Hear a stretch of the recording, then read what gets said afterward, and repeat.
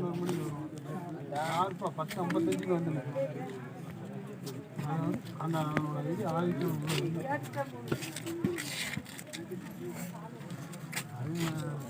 முதல்லலாம் நம்மளுக்கு அதெல்லாம் தெரியாது. ஒரு சில இதெல்லாம் நீங்கள் வந்து சந்தைகளோட ஆதிக்கத்தில் ஒரு சில பேர் அவங்களோட இதெல்லாம் எடுத்து பார்த்தீங்கன்னா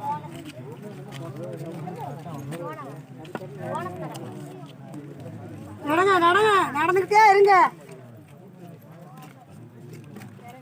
நடங்கடா, இங்கிட்டேப்பா திரும்பி பார்க்குறீங்க, வேடிக்கையாக கட்டுறாங்க.